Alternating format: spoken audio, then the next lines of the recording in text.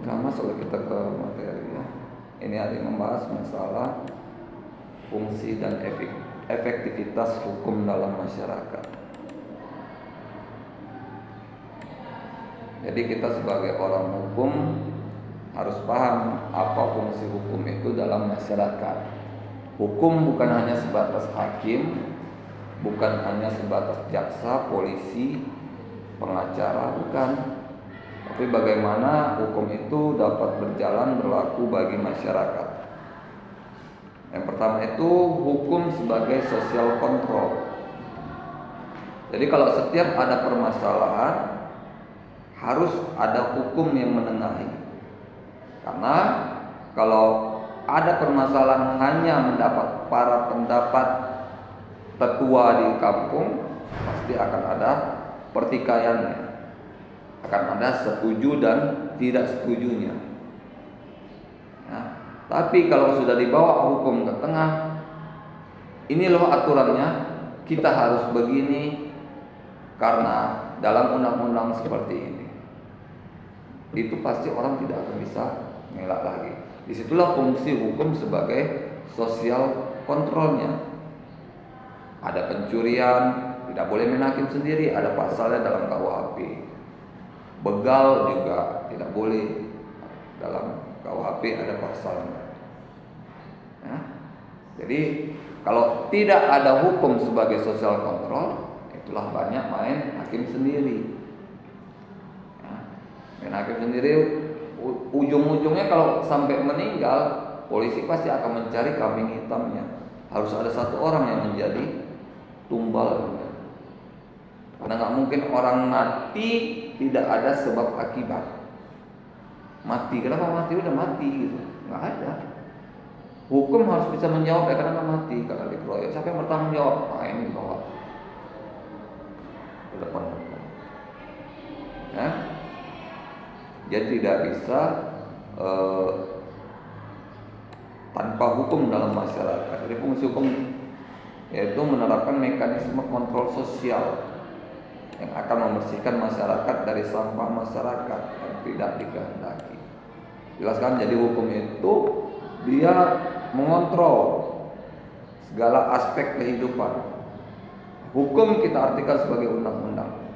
Lihat, dalam setiap hidup kita ada peraturannya, mulai dari undang-undang sampai ke perda.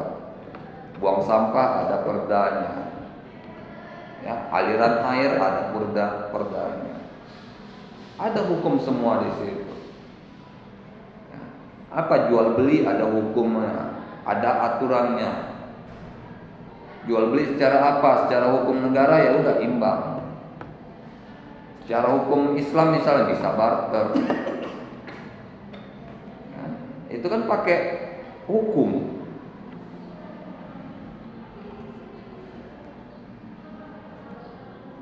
Di kelompok masyarakat pada suatu masa tertentu, suatu tempat tertentu dapat hancur dan tercerai-berai, punah bukan disebabkan oleh hukum yang gagal, tapi lebih kepada tidak taatnya masyarakat terhadap hukum. Ya.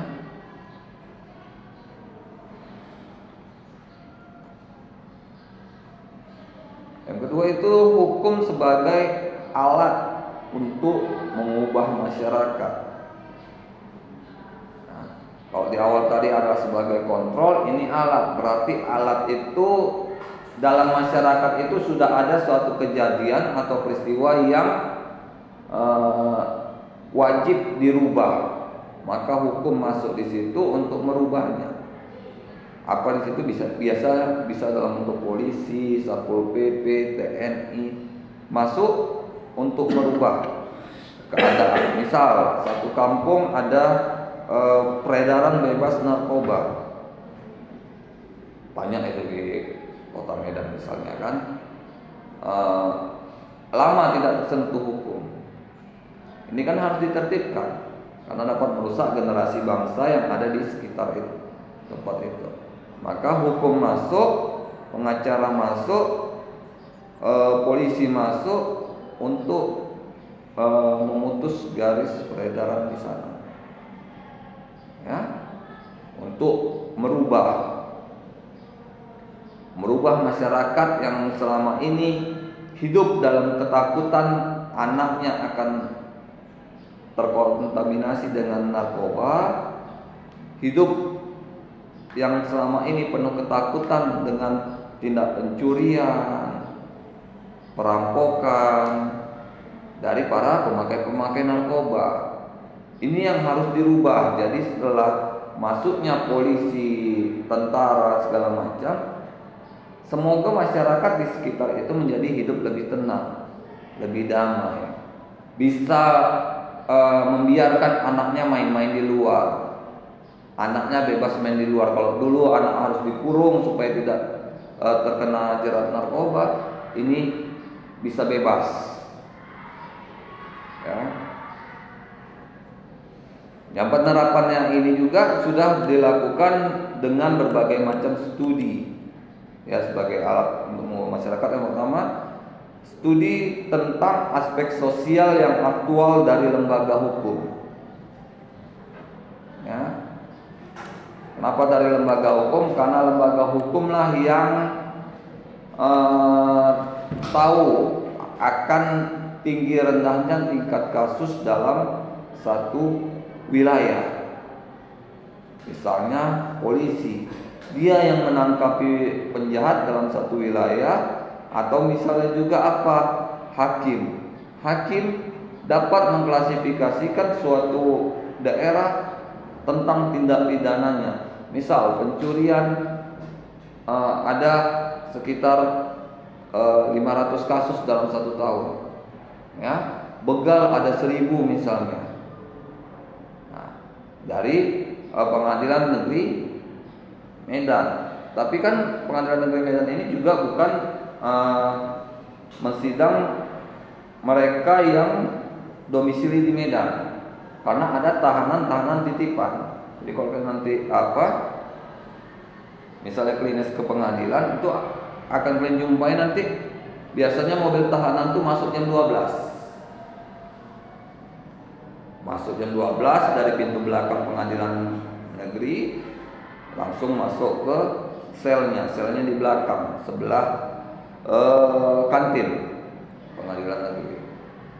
Jadi situlah dari lembaga masyarakat ini tahu tentang aspek sosialnya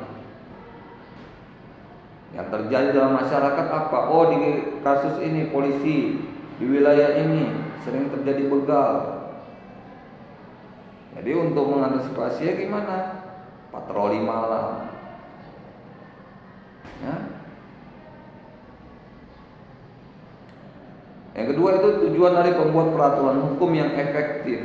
Jadi para pembuat peraturan hukum juga harus paham tentang efektif dalam penerapan hukum guna mengentaskan kejahatan itu. Kenapa? Karena kalau cuma hanya ditangkap, dihukum, keluar, tidak ada jerah para pelakunya, pasti akan mengulang lagi. Itulah mengapa banyaknya residivis. Contohnya residivis itu apa? Residivis itu orang yang mengulang tindak pidana yang sama setelah terus apa hukumannya? Mereka? Hukuman pasti lebih berat, sepertiga lebih berat daripada hukuman pokok. Itu berapa kali poin nggak bisa, Pak? Jangan baru sekali dimasuk, makanya kedua kali ini ulang lagi. Kalau tindak pidananya sama, itu tetap residivis. Tapi kalau tindak pidananya beda, itu tidak. Dia akan dipidana dengan yang lainnya. Nah, dia hanya anggap di residivis karena pernah masuk tahanan aja. Tapi kalau dalam penambahan hukumannya tidak, karena jenis pidananya berbeda. Yang keempat sudah dilakukan apa itu? Tentang metodologi hukum. Tentang apa itu? Tentang metode yang bisa diterapkan terhadap suatu masyarakat untuk mengubah masyarakat itu. Ya. Kita tidak bisa tiba-tiba datang ke suatu masyarakat, kita ingin merubah masyarakat itu. Nggak bisa. Kita pelajari dulu. Atau kalau kita takut masuk langsung, kita kasih mata-mata di situ, kita bayar orang yang bisa masuk dan keluar dari situ. Yang kelima ada sejarah hukum. Ya, jadi kita para mahasiswa hukum harus paham dengan sejarah hukum. Apa itu? Misalnya satu perbuatan. Ini awalnya di Indonesia ini gimana? Ya, kebanyakan diselesaikan gimana? Hukumannya berapa? Itu bisa dicari di internet.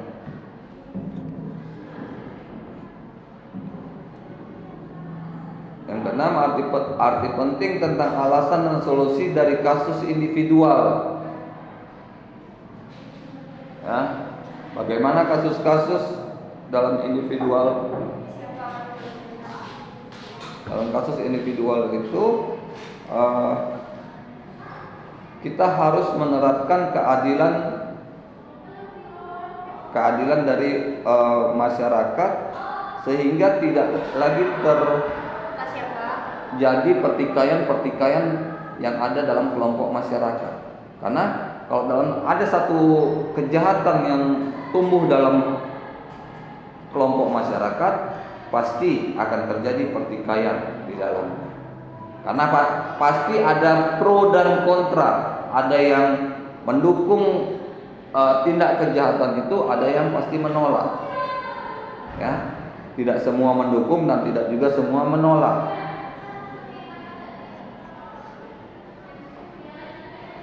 Sama seperti penjaranya itu Pak ya.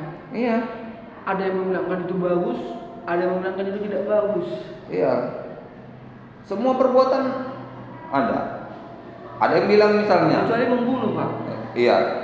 Begal, dipukuli. Ada yang bilang bagus, ada yang bilang nggak manusiawi. Pembunuhan pun juga ada yang bilang kok bagus. Apa pembunuhan apa itu? Kalau diceritakannya kenapa dibunuh? Ya bisa juga pembunuhan bagus. Oh ya. Misalnya begal, kalian pukuli sampai mati. Kenapa dibunuh? Itu tergolong itu tergolong bunuh itu ya. Bunuhannya ada yang bagus. Apa? Karena lari-lari terus. Nggak berai teras. Iya, berai teras. Itulah alasannya bilang. Iya, dibunuh. Jadi hukum ini memiliki fungsi untuk mengubah masyarakat. Berikan efek jerah. Efek jerah. Enggak. Efek jerah itu salah satu caranya, tapi fungsi utamanya itu harus dapat mengubah masyarakat. Dengan apa? Memberikan efek jerah, ya, memberi polisi melakukan patroli, ya, macam yang di Jawa. Saya nggak tahu yang di Sumatera, ya. Jawa itu kan yang masuk TV itu selalu dia keliling setiap malam. Seperti 86 itu. Keliling dia setiap malam. Itu memang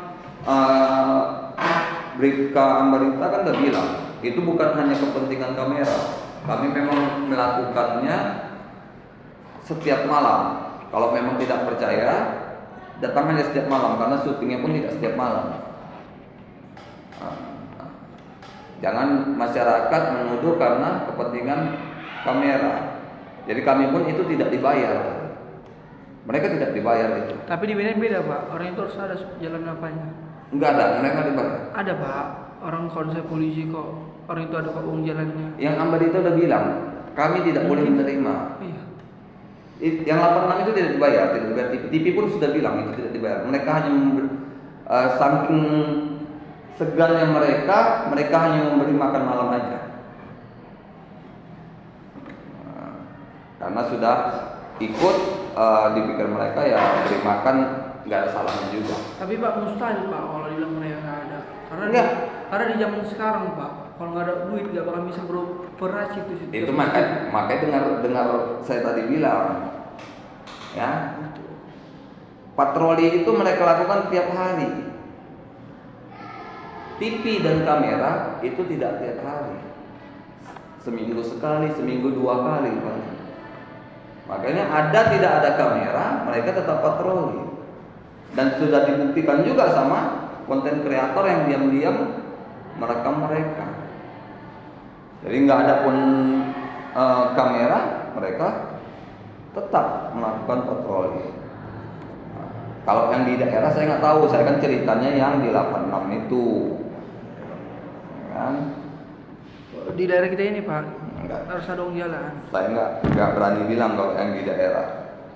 Baru yang ketiga yaitu efektivitas hukum. Itu gimana dalam hal ini mengkaji tentang kaidah hukum, tentang bagaimana efektivitas penerapan hukum di dalam satu kelompok masyarakat.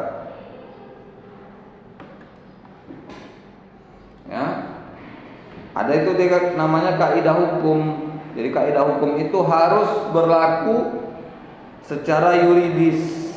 Apa itu? Apabila penentunya didasarkan pada kaidah yang lebih tinggi tingkatannya.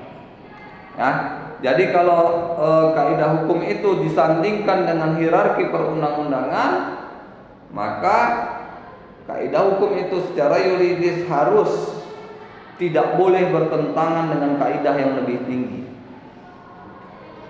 Ya, satu peraturan itu tidak boleh lebih tinggi daripada yang di atasnya. Karena satu peraturan itu dia harus turunan dari peraturan yang lebih tinggi. Yang kedua adalah kaidah hukum berlaku secara sosiologis. Itu yang efektifnya dipaksakan berlaku oleh penguasa walaupun tidak dapat diterima oleh masyarakat. Ya. Jadi kaidah itu baru berlaku karena adanya pengakuan dari masyarakat. Jadi kalau sosiologis ini lebih melihat pada pengakuan dari masyarakat. Apa itu? Misal penerapan terhadap judi, bukan judi online, judi di tengah-tengah masyarakat. Ya, itu kalau tindakan dari pemerintah dalam memberantasnya, kadang ada yang disukai masyarakat, ada yang tidak. Ya, biasanya kalau yang sudah tidak disukai itu yang ada unsur kekerasannya.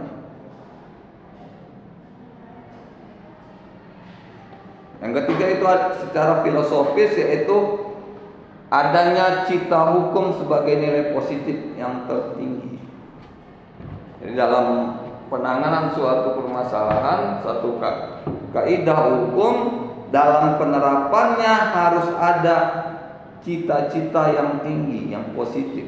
Di mana kedepannya harus menjadi apa? Harus menjadi yang lebih baik.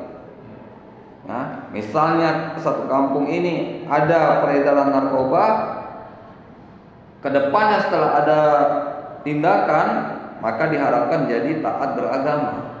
Harus ada impact positif.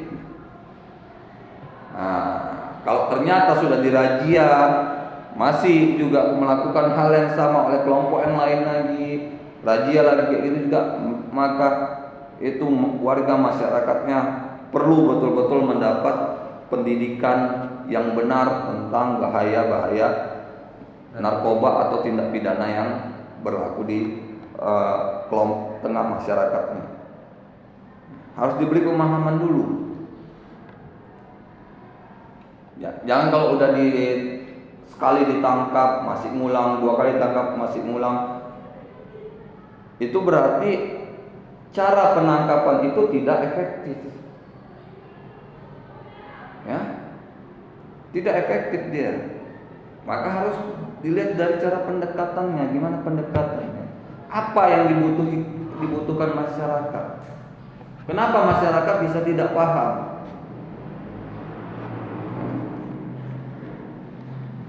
Yang kedua ada dari segi penegak hukum. Apa yang bisa dilihat di sini, sampai sejauh mana petugas terikat dengan peraturan yang ada. Harus lihat bagaimana sampai sejauh mana petugas itu terikat dengan peraturan yang ada. Kalau misalnya peraturannya kurang, maka gimana satu orang petugas itu dapat mengembangkan peraturan yang ada menjadi lebih baik. Ya, kalau hakim kan boleh melakukan jurisprudensi, pendapat sendiri. Ya, hukum sendiri pun boleh kalau jadi hakim. Tapi harus ada pertimbangannya. Yang kedua, sampai batas mana petugas berkenan memberikan kebijakan. Ya. Bagaimana petugas-petugas itu dapat memberikan kebijakan? Kebijakan-kebijakan apa? Misalnya untuk mengurangi tindak pidana, dibuat kesibukan di gang itu, di lingkungan itu dibuat kesibukan. Dengan apa? Misalnya buat kerajinan tangan, modali. Pemerintah memodali buat kerajinan tangan, warga bikin warga punya kesibukan sendiri. Jadi lupa untuk mengulangi tindakannya. Yang ketiga yaitu teladan macam apa yang sebaiknya diberikan oleh petugas kepada masyarakat. Makanya untuk memberantasnya betul-betul habis, bukan hanya ditangkapi, tapi kita harus memberikan teladan, contoh. Contohnya apa? Contoh yang baik-baik. Ya, jangan yang buruk-buruk. Dalam penanganan misalnya, ya mulai hindari tindakan kekerasan. Ya. Yang keempat, sampai sejauh mana derajat sinkronisasi penugasan yang diberikan kepada para petugas sehingga memberikan batas-batas yang tegas pada wewenangnya. Ini kita lihat bagaimana seorang petugas dapat menjalankan suatu peraturan dengan benar dengan cara dia sendiri. Ya. Bukan hanya dengan cara dia sendiri aja, tapi harus juga dengan benar. Kalau dengan cara dia sendiri tapi tidak benar, ya mau gimana? Yang ketiga ada sarana dan fasilitas. Tadi udah penegakan hukum, sarana dan fasilitas. Dalam penanganan suatu masalah dalam filsafat hukum, dalam efektifnya harus ada fasilitasnya, harus ada sarananya.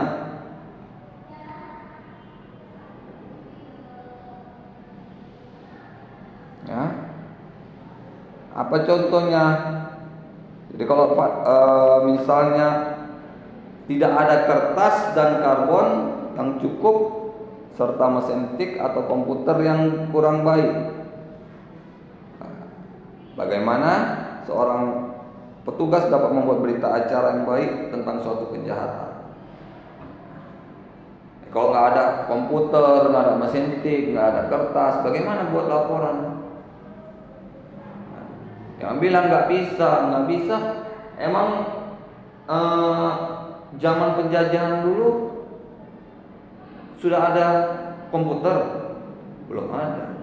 Sudah ada mesin tik? Ada mungkin, tapi di gedung kepresidenan, ya kan? Di gedung-gedung pemerintah. Di lapangan kan nggak ada. Tapi bagaimana mereka bisa berkomunikasi? Ada ponsel dulu? Mana ada? Ya kan? Tahun-tahun peperangan tahun 20, 40 mana ada ponsel di Indonesia? Kalaupun ada ya paling yang militer Belanda, ya kan?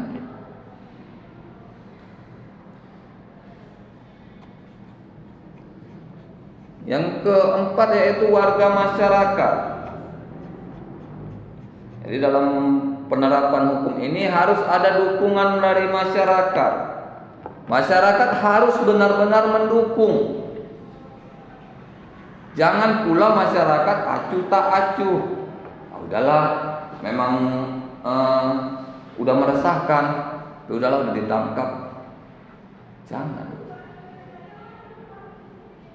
Kita harus juga sebagai masyarakat kita maju, bilang, Pak, ini memang bagus ditangkap, ya, tapi ini hanya kecil, lebih besarnya lagi mungkin ada di belakang. Jelaskan. Kita harus berperan aktif, masyarakat harus berperan aktif dalam menciptakan lingkungan yang baik bagi kita. Ya. Kalian yang tinggal di situ, jadi kalian yang tahu. Jangan biarkan polisi mencari-cari sendiri, ya, dan kucing-kucingan. Kalau kalian tidak memberitahu, maka ya kalian menutupi juga para pelaku kejahatan. Ya. Jangan takut dibilang bocor, cepu. Kalau memang untuk kebaikan, terutama di lingkungan tempat tinggal. Apalagi nanti misalnya kalian sudah menikah, tinggal di tempat tinggal baru, ya ternyata tindak kejahatannya tinggi. Kalian kan mau yang baik untuk istri dan untuk anak-anak nanti. Maka untuk menciptakan yang baik, kalau harus agak bocor sedikit, kadukan ke polisi, kenapa tidak? Nah, kita juga bisa minta sama polisi, Pak, sembunyikan identitas saya. Bisa. Sampai sidang pun nanti kalian bisa diapakan, pakai identitas kalian disamarkan. Kalian nanti bisa sembunyikan pakai jubah hitam, muka ditutup pakai topeng. Nggak akan tahu, ya, nggak akan ketahuan. Banyak itu saksi-saksi di pengadilan seperti itu.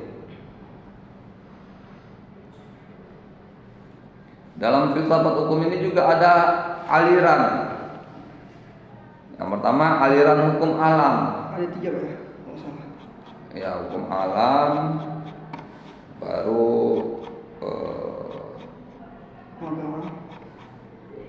positivisme hukum,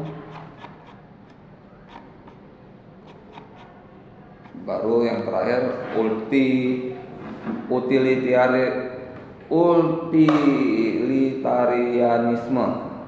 Apa itu? Berarti baru dengar. Nanti Yes. sampai ke situ dia. Satu-satu dulu.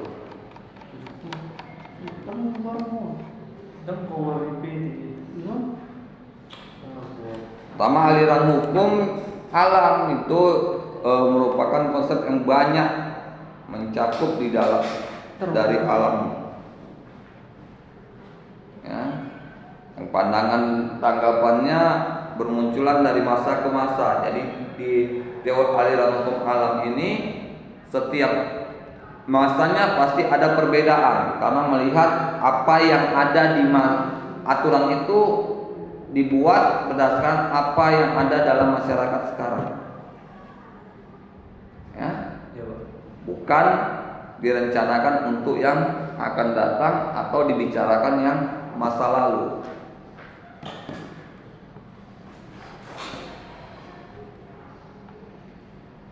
Mana kalau satu lagi? Nanti dibikin absen di bawah.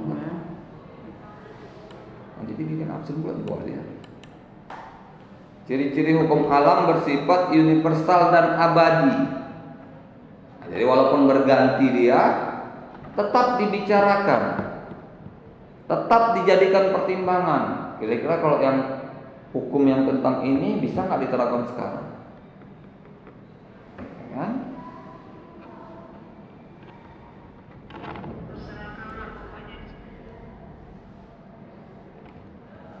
Hukum alam dapat dibedakan dalam 3 macam.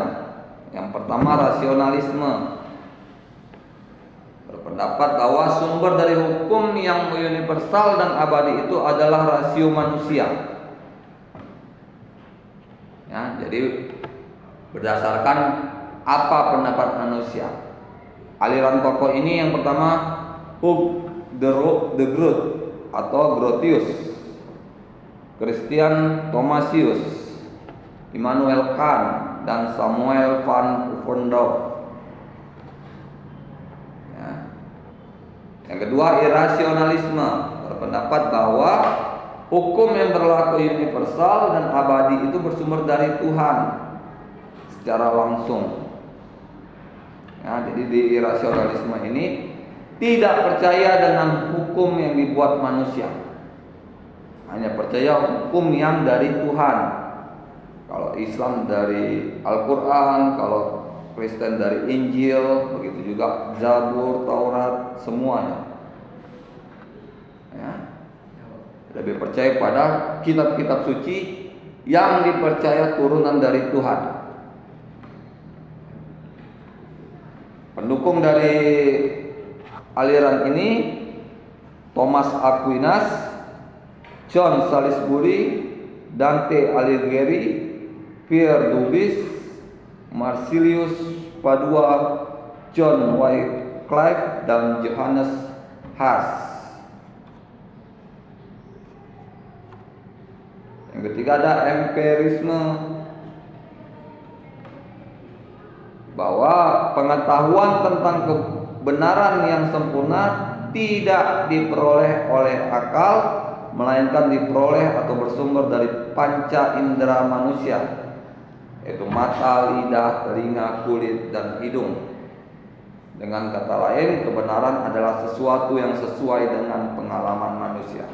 Nah, jadi kalau empirisme ini percaya bahwa kebenaran itu adalah apa yang kita lihat, kita dengar, kita cium, kita raba, apa yang tubuh kita bisa semua rasakan. Itulah kebenaran menurut empirisme.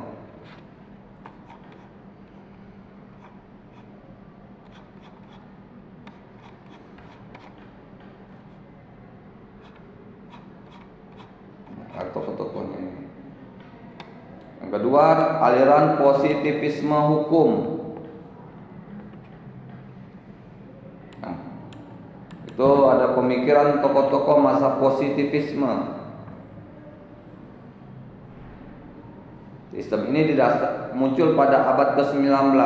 Sistem ini didasarkan pada beberapa prinsip bahwa sesuatu dipandang benar apabila ia tampil dalam bentuk pengalaman. Ya, jelas dari sini bahwa sesuatu itu dianggap benar karena sudah terjadi sebelumnya. Ada pengalaman sebelumnya bahwa itu dinyatakan benar, maka dia pastinya benar dalam positivisme hukum. Nah, jadi hal-hal yang positif pasti diterapkan.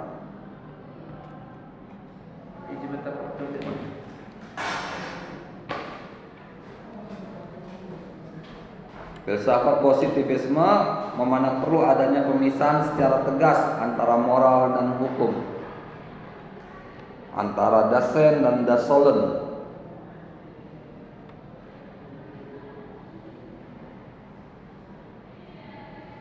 Aliran ini juga memandang identik bahwa hukum itu sama dengan undang-undang yang lebih tegas. Kalau positivisme ini adalah aturan yang menyatakan bahwa hukum itu adalah yang tertulis, yang ada sekarang. Jadi kalau hukum positif itu hukum yang ada sekarang.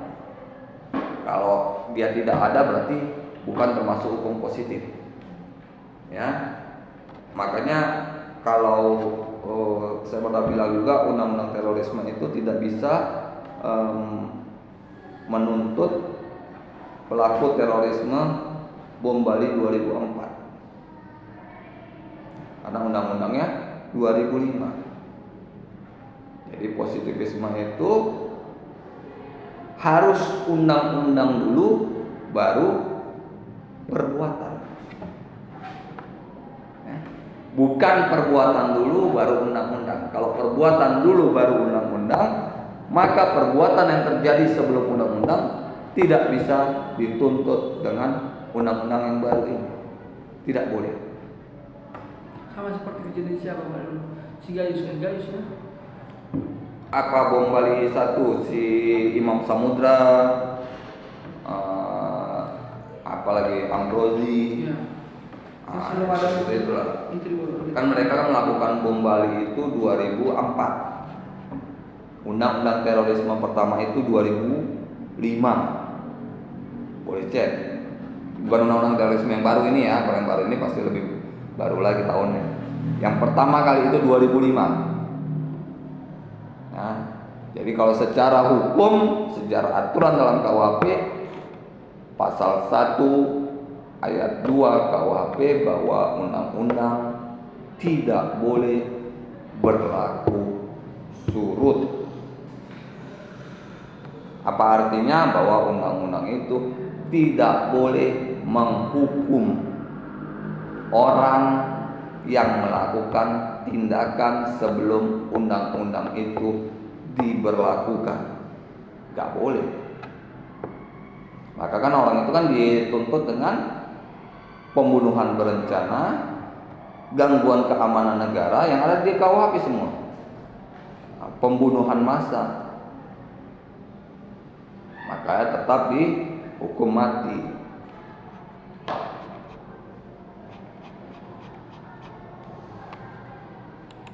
Ada juga aliran utilitarianisme.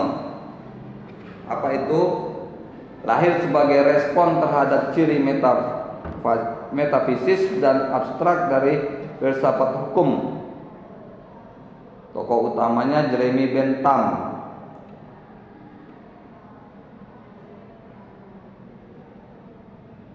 Ya, karena dalam karyanya banyak terjadi kecaman-kecaman yang hebat atas seluruh konsepsi hukum alam. Bentham tidak puas dengan kekaburan dan ketidaktepatan teori-teori hukum alam, di mana utilitarianisme mengetengahkan salah satu dari gerakan periodik dari yang abstrak hingga konkret. Jadi kalau utilitarianisme ini lebih kepada menentang hukum alam. Jadi apa yang berlaku dalam hukum alam itu kesebalikannya. Ya, kalau teori hukum alam bahwa hukum itu adalah apa yang berlaku di alam, dia tidak. Ini pasti yang tidak berlaku dalam hukum alam.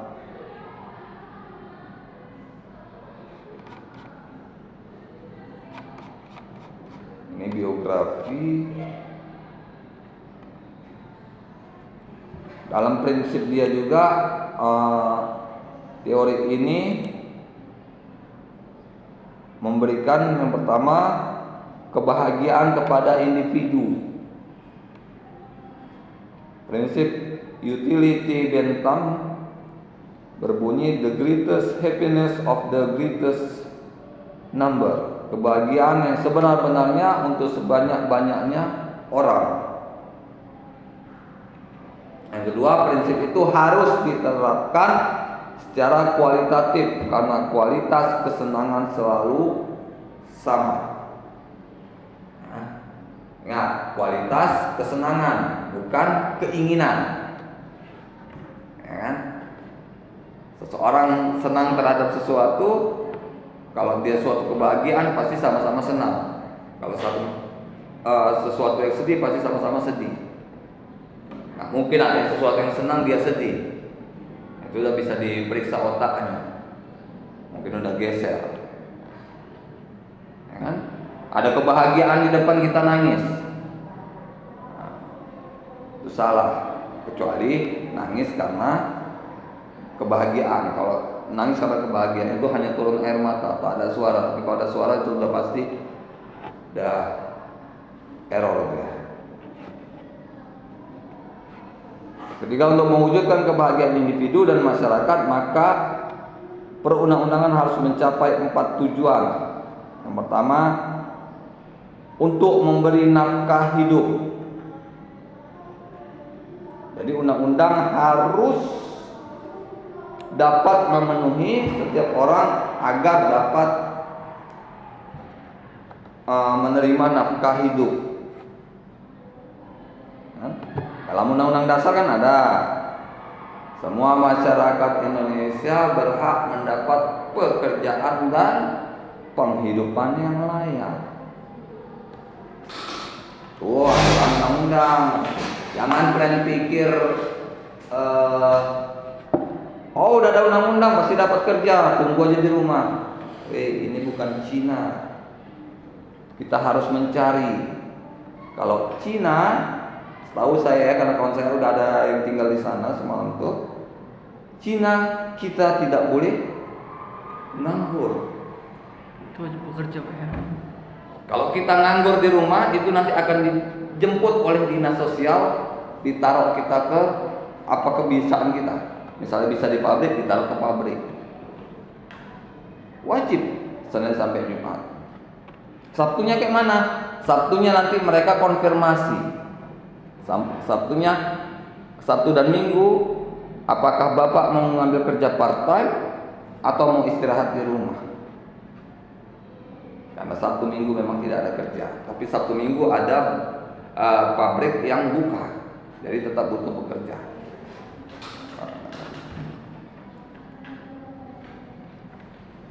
Ada juga untuk memberikan perlindungan. Memberikan perlindungan itu dengan apa? Dengan negara membuat undang-undang. Undang-undang yang banyak, cukup banyak malahan saya bilang. Kita undang-undang yang terbanyak di Asia Tenggara. Nah, karena apa? Karena kita banyak wilayah negaranya. Jadi negara harus melindungi dan menjamin kehidupan warganya di semua wilayah Indonesia tanpa terkecuali. Yang keempat ada untuk mencapai persamaan. Jadi negara harus menjamin bahwa negara dapat memberikan persamaan terhadap setiap masyarakat. Maka jangan pernah tanya masyarakat maunya apa. Kalau maunya apa pasti maunya beda-beda. Kasih aja. Kalau mau persamaan misalnya kasih beras 5 kilo, telur, minyak, apa segala macam yang kebutuhan dasar, kasih. Pasti nggak akan nolak. Tapi kalau ditanya, ya dia bisa minta ayam, daging lembu, tahap apa yang mintanya kan? Jangan ditanya, kalau mau memberi orang tuh kasih. Ya, kalau misalnya menyumbang misalnya ke panti asuhan, kasih. Atau kita bisa nanya sama ibu asuhnya yang ada di panti, Bu, apa yang jarang dimakan mereka tapi mereka suka? Itu lebih bagus. Jangan pula kita kasih yang udah biasa dimakan mereka. Datang kita kasih Indomie, Pak, di gudang kami Indomie lebih banyak. Dah, apa nggak sakit hati kita? Ya kan? Kita datang macam semalam lah. Siapa tuh ya? Igun kalau nggak salah, Igun apa siapa gitu. Dia datang ke panti bawa beras banyak. Apa dibilangnya? Dibilang anak panti, Kak, kalau bisa jangan beras kami sudah banyak. Bahkan ini saking banyaknya karena takut rusak sama ibu.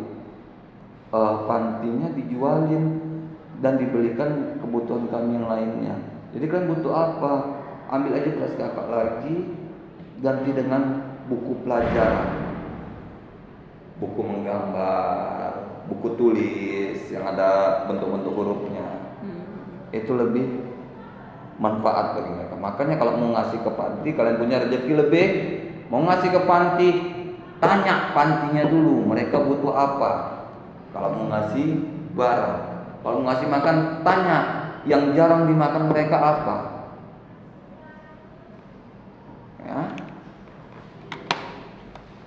Kalau kalian mengasih panti yang tiap minggu dapat undangan, jangan-jangan dia udah banyak makan yang lebih enak lagi. Makanya kalau mau ngasih itu ya ditanya. Kalau kita mau memberikan sesuatu itu ditanya. Kalau untuk mencapai persamaan, kalau mau mencapai persamaan itu jangan ditanya. Kita tafsirkan sendiri.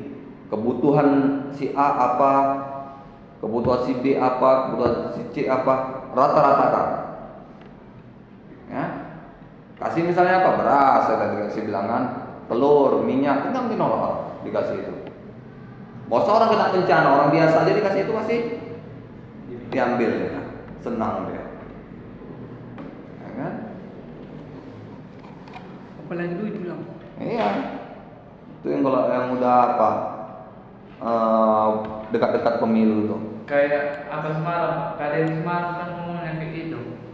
Mau kan hari ini dia mau pergi ke Aceh. Jadi kita nggak bawa bantuan berupa sembako katanya. Jadi kita bawanya uang. Karena yang membutuhkan masyarakat itu uang. Iya. Untuk memutar perekonomian juga membutuhi keseharian. Memang. Tapi gini Nah, Pak, kita bawa sembako, ini bawa beras berapa ton, ini itu ini. Untuk bayar membawa itu aja kita udah habis uang. Jadi kita berangkat aja dengan ATM, kita beli di sana bawa. Memang betul. Kalaupun memang mereka misalnya butuh beras, maka kalau kalian ingin berbagi, maka kalian beli beras di tempat itu. Iya. Jangan kalian bawa dari kota kalian mematikan ekonomi dia yang jualan di situ, yang jualan di sekitar itu. Maka selalu kali dengan siapa itu. Makanya saya selalu juga sama si Bobot. Kemana-mana cuma bawa panci. Dia masak di mana aja Bobot Santoso itu cuma bawa panci dan peralatan masak. Iya. Barang-barangnya dari mana? Cari Dari warung sekitar. Iya. Habiskan warung sekitar. Sama dengan apa? Yang Cina aja. Yang Cina masuk Islam, yang punya jalan tol. Lupa saya namanya. Ada tuh yang dia yang buat jalan tol. Nggak tahu. Aduh lupa misalnya namanya. Itu dia setiap Jumat itu ngasih makan orang, tapi bukan gratis. Karena dia apa dia bilangnya? Saya tidak ingin menjadikan manusia pemalas. Ya ingat, dia bikin berapa? 3.000 nasi bungkus harga 10.000. Nasi bungkus harga 1.000 dijualnya 3.000. Nasi bungkusnya dari mana? Dia masak? Tidak. Beli dari warung-warung sekitar. Kita tidak boleh mematikan usaha mereka dengan kita bagi-bagi gratis. Mereka jadi nasinya tidak laku. Maka borong habiskan nasi warga sekitar. Itu yang kita bagi. Ya, memang seperti itu. Kalau kalian pergi ke suatu tempat mau ngasih makan orang, jangan kalian bawa dari rumah, beli dari warga sekitar. Ya, kalian kasih tukang becak di pinggir jalan, supir-supir angkot. Biasanya tukang becak makan di warung sekitar situ, kalian kasih jadi nggak makan, kalian merugikan orang jualan. Ya kan? Kalian menyenangkan satu orang, kalian disumpahi satu orang lagi. Bukan satu orang, malahan satu keluarga yang jualan itu. Yang lain itu.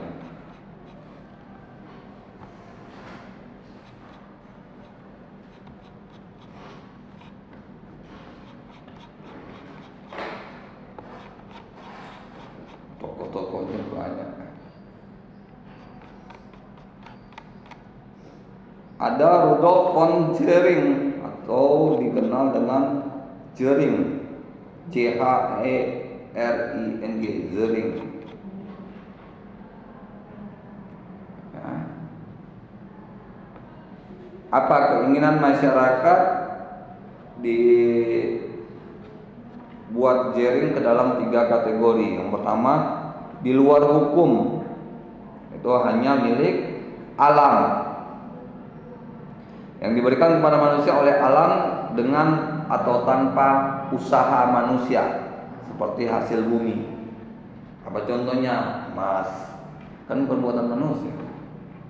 Udah ada di alam. Minyak udah ada di alam, kita tinggal mengolahnya dan menikmatinya, ya. Jadi kalau di alam itu ada yang kita usahakan, seperti pohon-pohon, ya. Kalau hutan tuh bukan kita juga, memang udah tumbuh dia di situ. Nah, siapa yang nanam pohon di hutan? Enggak ada yang bisa jawab. Ya, hutan-hutan kita yang gini lebatnya, siapa yang nanam? Kan enggak ada yang berani bisa mengklaim. Anggaplah dia ditumbuhkan oleh Tuhan. Ya, jadi kalau kalian ingin usaha yang memiliki izin oleh pemerintah berkaitan dengan kayu di hutan, maka kalian tanam yang kalian tebang itu harus kalian tanam dengan yang jenis yang sama. Atau hutan itu kan kayunya besar-besar, itu yang banyak diambil orang untuk dijual. Jadi apa papan kayu yang dijual di panggung-panggung itu. Maka kalau kalian ingin mengambil kayunya, urus izinnya, dapat izin dari lingkungan hidup. Biasanya itu dengan kalian mengambil itu, kalian harus menanam balik 1 ganti 5 kalau nggak salah, 1 ganti 5 bibit. 1 batang ganti 5. Jadi kalau kalian ngambil 10 batang, kalian tanam situ 50 batang bibit yang sama, yang berbatang besar. Ada hukum campuran, yakni syarat-syarat kehidupan khusus untuk manusia. Yang keempat, syarat kehidupan sosial. Apa itu? Perlindungan kehidupan, perkembangan kehidupan, pekerjaan, dan perdagangan. Nah, jadi syarat-syarat hidup yang 4 ini harus dapat dijamin oleh pemerintah demi jalannya masyarakat yang damai. Kalau dari keempat ini ada aja satu yang sudah melenceng, yakinlah itu akan terjadi pergolakan dalam masyarakat. Apa contohnya? Ya, misalnya nggak ada pekerjaan, pasti banyak demo. Ya, misalnya harga-harga naik, pada nggak demo sih, pedagang juga menaikkan harga, yang menjerit-jerit warga yang kebanyakan demo.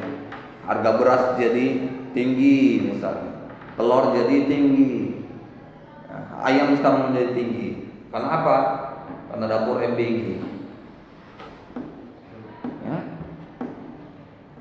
Ayam yang dulu 20-30 sekilo sekarang 40-50.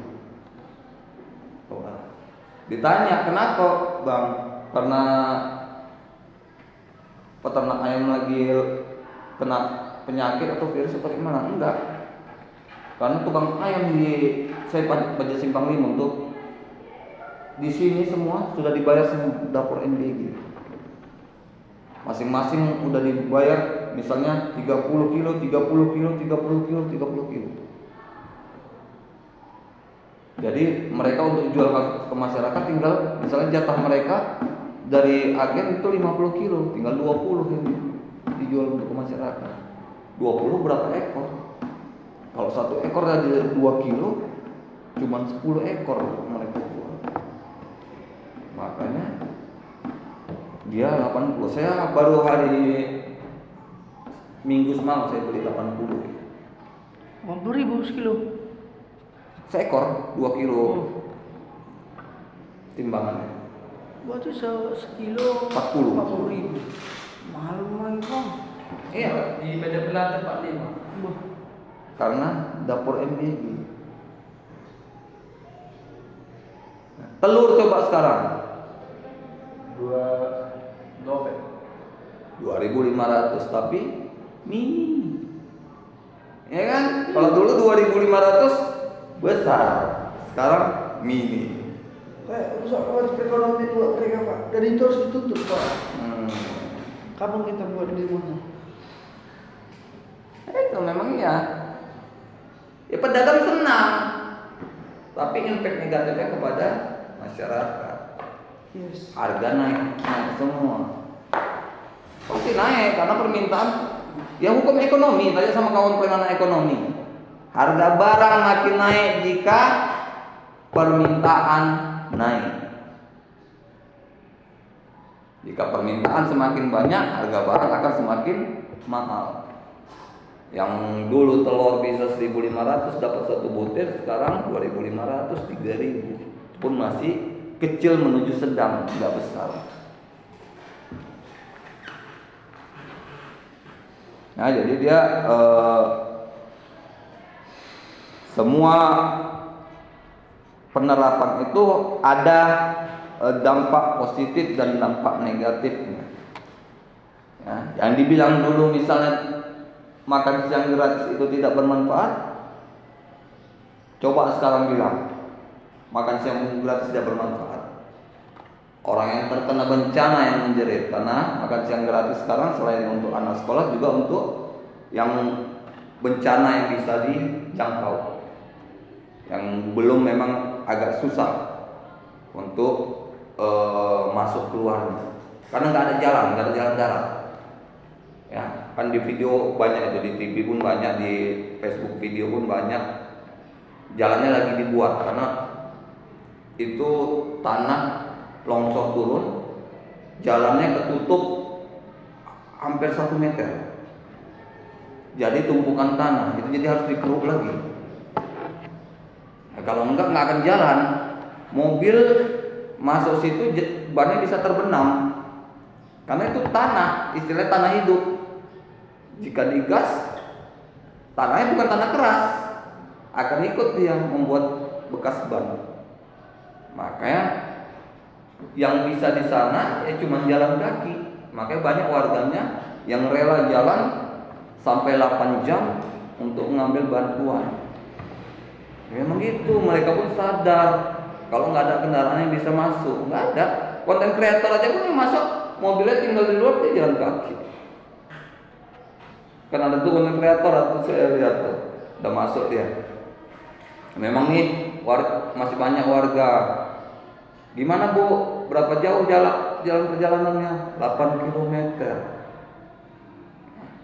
Bukan ngambil nasi, bukan, tapi sembako. Ada beras itu 5 kilo, ada minyak, ada telur, ada mie, segala macam ada. Jadi untuk makan dia beberapa hari, nanti kalau masih belum stabil juga balik lagi, dikasih lagi seperti itu. Karena kalau dikasih pun banyak-banyak, misalnya 10 kilo, minyaknya berapa, dia nggak bisa bawa, karena sendiri-sendiri rata-rata. Ya. Sini ada juga mazhab sejarah. Itu mazhab yang lahir karena faktor-faktor sejarah. Yang pertama, rasionalisme abad ke-18. Ya, yang didasarkan atas hukum alam, kekuatan akal dan prinsip-prinsip yang semuanya berperan dalam filsafat hukum. Jadi di sini lebih menekankan kepada fakta sejarah, ya, kekhususan, jadi sesuatu yang khusus dan kondisi sosial masyarakat.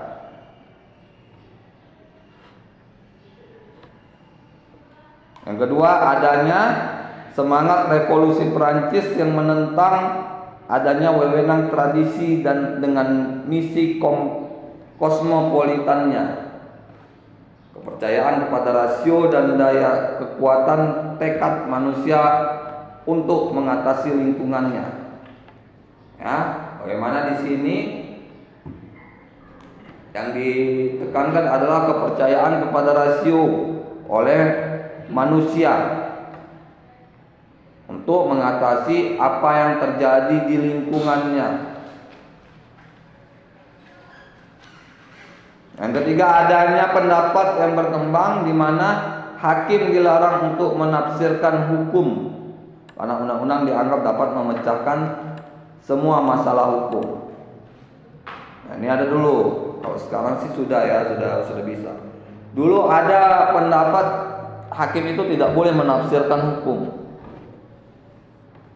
Kenapa? Karena memang undang-undang itu adalah hukum dan undang-undang itu sudah jelas aturannya. Tidak boleh ada penafsiran.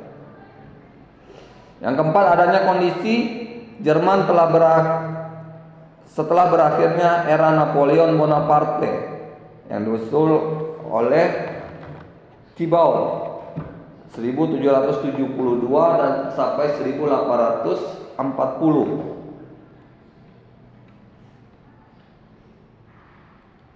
Menyatakan bahwa hukum itu sukar untuk diselidiki. Arti sukar apa? Sukar itu susah. Ya, makanya seorang hakim itu harus orang yang benar-benar cerdas Dan bijaksana. Cerdas utama. Karena bukan cerdas berarti paham hukum, bukan. Tapi cerdas dalam arti menafsirkan hukum. Bukannya orang yang bisa menafsirkan itu orang bijak, Pak. Itulah. Makanya hakim itu harus orang-orang yang pintar, bijak, dan betul-betul adil. Ya, hakim itu tidak boleh ada ikatan emosional terhadap satu kasus.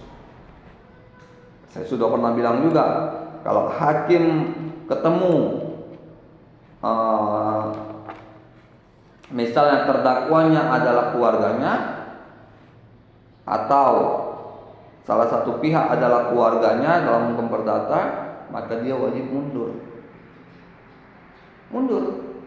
Jumpai ketua pengadilan, sampaikan, Pak Ketua, saya tidak bisa melanjutkan kasus ini karena terdakwa atau salah satu pihak adalah keluarga dekat saya. Jadi kalau keluarga dekat itu tidak boleh. Kayak jelas saya, kalau kalian nanti dapat kasus keluarga dekat, itu harus kalian tolak. Keluarga dekat lawan kalian ya, tapi kalau kalian jadi pengacara, jadi kuasa hukum, kalian ingin membela keluarga kalian, itu boleh. Ya.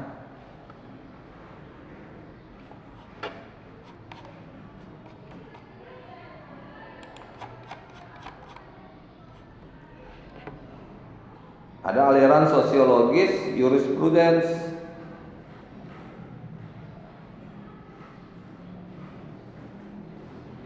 atau dikenal juga dengan sosiologi hukum. Nah, Pak, ini Arman di Pak. ini harusnya kalian udah belajar juga sosiologi hukum. Tapi ada nggak? Sosiologi udah kok. Ada kan? Sosiologi dan sosiologi. Jadi kalau memang harus, sosiologi itu memang harus, karena itu mengajarkan tentang hubungan sesama manusia. Ya. Hukum ini adalah hubungannya dengan manusia. Siapapun yang berurusan dengan hukum adalah manusia. Nggak mungkin hewan ngajukan tuntutan ke pengadilan. Pelaku adalah manusia. Ya. Bisa laporan pidana, manusia. Gugatan perdata, manusia. Jadi di sini harus ada dibahas tentang hubungan dengan manusia. Jadi di sini bahwa sosiologi hukum berusaha menciptakan suatu ilmu pengetahuan kehidupan sosial sebagai suatu keseluruhan, dan pembahasannya meliputi bagian besar dari sosiologi hukum. Titik beratnya pada perkembangan masyarakat dan hukum. Ya, bagaimana masyarakat itu dapat menerima hukum, dan bagaimana hukum itu dapat berlaku dengan baik di tengah-tengah masyarakat. Itu harus juga dilihat. Kalau ternyata sudah diterbitkan undang-undang, ternyata tidak jalan di tengah masyarakat, harus direvisi. tidak punya impact terhadap masyarakat, harus direvisi. Apa misalnya? Misalnya undang-undang Perda. Di situ banyak nih yang mengajarkan tentang kesejahteraan masyarakat. Setelah berlaku misalnya 5 tahun, 10 tahun, ya, ternyata tidak ada kesejahteraan masyarakat, maka selidiki dulu pemerintahan daerahnya. Kalau pemerintahan daerah sudah menjalankan sesuai dengan aturan undang-undang, maka periksalah undang-undangnya. Mungkin ada yang salah. Ya.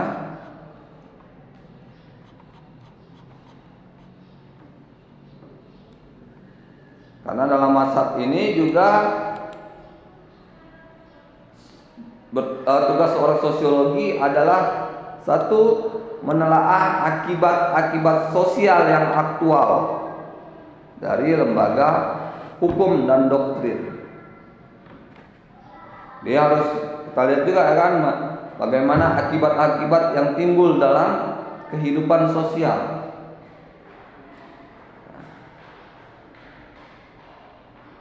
Yang kedua, mengajukan studi sosiologis berkenaan dengan studi hukum untuk mempertimbangkan undang-undang. Untuk mempersiapkan undang-undang. Jadi untuk mempersiapkan undang-undang, anggota DPR itu selalu melakukan studi. Ya. Supaya apa? Supaya tahu, karena undang-undang itu akan mengatur masyarakat.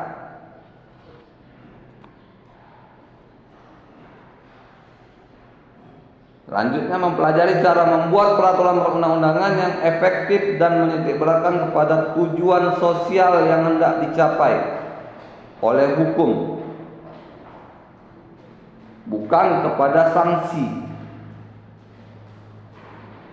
Jadi lebih kepada tujuan sosialnya, tujuan sosial yang hendak dicapai, bukan bagaimana sanksi diterapkan. Jadi kalau cerita para pelaku-pelaku hukum ini seperti hakim jaksa itu bagaimana menilai bahwa hukum itu sudah berdampak kepada masyarakat, bukan bagaimana mereka senang bahwa hukum itu dapat menghukum terpidana. Ya.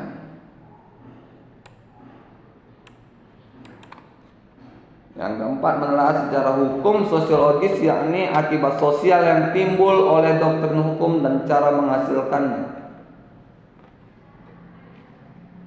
Membela apa yang dinamakan pelaksanaan hukum secara adil dan mendesak agar ajaran hukum harus dianggap sebagai petunjuk ke arah keaslian dan bukannya sebagai bentuk yang tidak dapat dirubah. Ya, jadi pelaksanaan hukum itu adalah sesuatu yang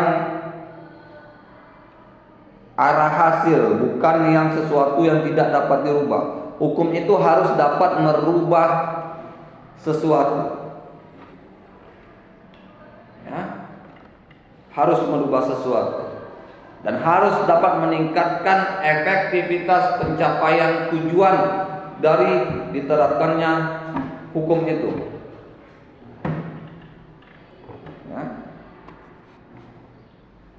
Nah, hukum dipandang sebagai aturan atau perangkat aturan tentang tingkah laku manusia yang ditetapkan oleh kekuasaan yang bersifat ilahi. Kenapa seperti itu? Karena lihat di undang-undang pidana ada hukuman mati, ya. Ada hukuman penjara seumur hidup. Apa penjara seumur hidup? Berarti merampas kemerdekaannya seumur hidup. Sampai kapan pengacara seumur hidup itu? Kalau di Indonesia ya sampai mati di pengadilan, di penjara. Kalau di luar negeri bisa dikurangi umurnya, rata-rata umur manusia misalnya di situ 90 tahun di satu negara, ya. Dia kena hukuman seumur hidup. Dia melakukan pidana misalnya 30 tahun. Berarti sisa umurnya adalah 60 tahun, maka dihukum dia sampai 60 tahun kemudian. Berarti di umur 90 dia kalau udah mati ya mati, kalau belum mati dia bisa keluar. Iya, di luar negeri seperti itu. Jadi kalau yang hukumannya seumur hidup, dia berdoa umur panjang biar bisa menikmati hidup di hari tuanya. Memang ada seperti itu. Karena kan hukum setiap negara itu beda-beda. Maka kalau kita juga orang hukum, kalaupun mau ngambil S2 dan S3 keluar negeri itu cari yang serumpun. Mana misalnya ke Belanda. Jangan kalian ambil ke Malaysia. Kalau S3 oke lah, nggak ada masalah juga ya kan. Tapi kalau S2 janganlah. Karena kita jajahan Belanda, mereka jajahan Inggris. Hukumnya pasti beda. Karena di sini juga hukum dimaknai sebagai tradisi masa lalu. Nah, jadi masa lalu. Jadi walaupun kita sekarang sudah punya KUHP sendiri, KUHP nasional, tapi lihat tetap KUHP Hindia Belanda yang lama itu tidak pernah dibatalkan. Tidak ada pembatalannya. Ya. Sampai sekarang ya, saya bukan bicara selama tidak mungkin dibatalkan, mungkin akan dibatalkan di suatu hari nanti, tapi untuk sampai sekarang itu tidak ada pembatalannya.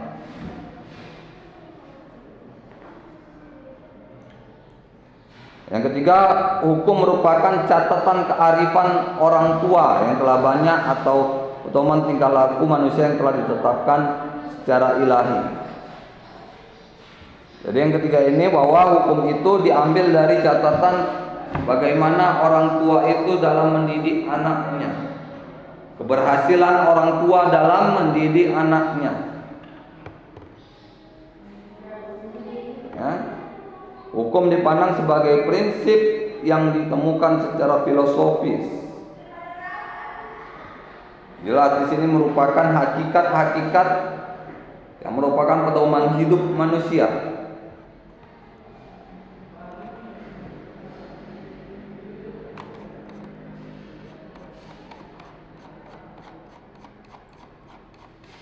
Banyak kali ini pendapat sarjana ya, nggak habis ini. Kita ambil pokok-pokoknya saja. Ada aliran realisme hukum.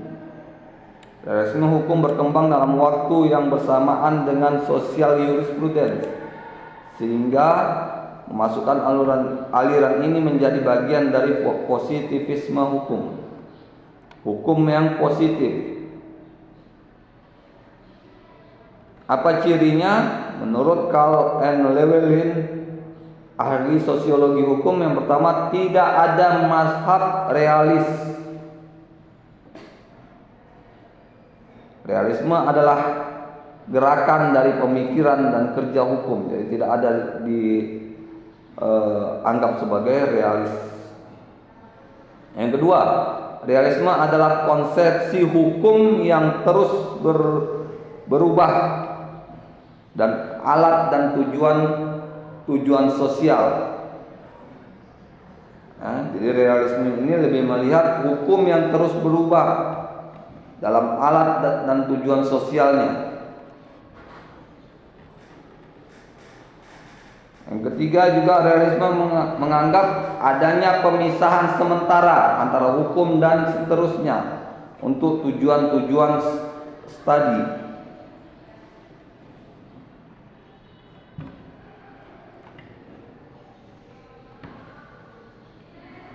Realisme juga menekankan evolusi tiap bagian dari hukum yang mengingatkan akibatnya. Jadi hukum itu lebih kepada mengingatkan bahwa setiap perbuatan itu pasti ada akibatnya. Baik perdata maupun pidana. Kalau perdata berarti ganti rugi, kalau pidana berarti penjara. Ingat, setiap perbuatan yang kalian lakukan itu ada dampak positif dan dampak negatif. Dampak negatifnya bisa jadi ke perdata, bisa jadi ke pidana. Perdata paling kalian ganti rugi, kalau pidana pasti kalian dipenjara. Ya, makanya kalian yang sudah di fakultas hukum pasti lebih tahu kalau nanti dalam bertindak di luar. Percayalah, kalau kalian melanggar hukum nanti dengan gelar kalian sarjana hukum, di kantor polisi kalian lebih ditekan. Karena kalian sudah mengerti hukum malah melanggar hukum. Ya, malah melakukan tindak pidana misalnya. Ya. Jadi realisme berpendapat bahwa tidak ada hukum yang mengatur suatu perkara sampai ada putusan hakim terhadap perkara itu. Jadi realisme ini berpendapat tidak ada hukum yang berlaku sebelum hakim memutuskannya. Ya.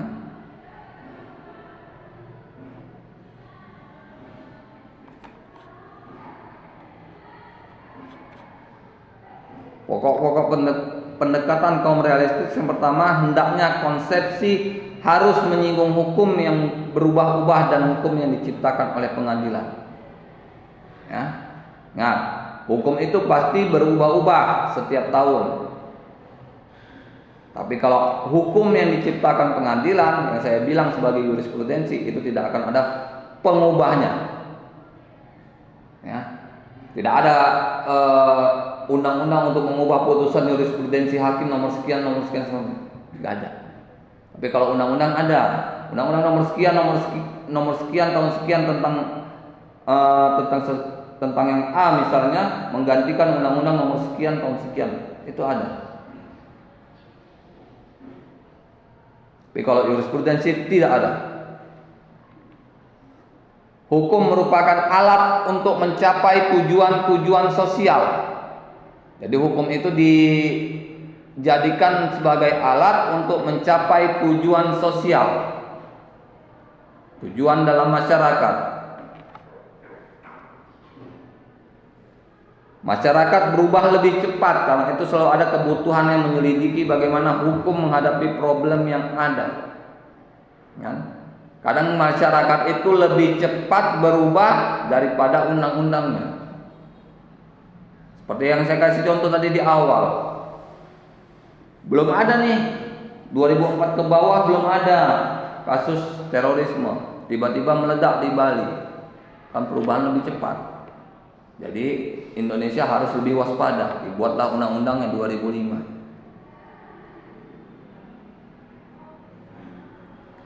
Tidak mempercayai anggapan bahwa peraturan perundang-undangan dan konsep hukum itu sudah mencapai untuk menunjukkan apa yang harus dilakukan oleh pengadilan.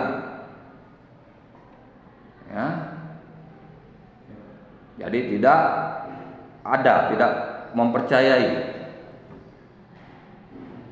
bahwa peraturan perundang-undangan yang ada itu pasti ada kekurangannya, ada celahnya. Jadi peraturan perundang-undangan itu bukan satu peraturan yang sudah merangkum semua tindakan yang ada di Indonesia ini. Tidak.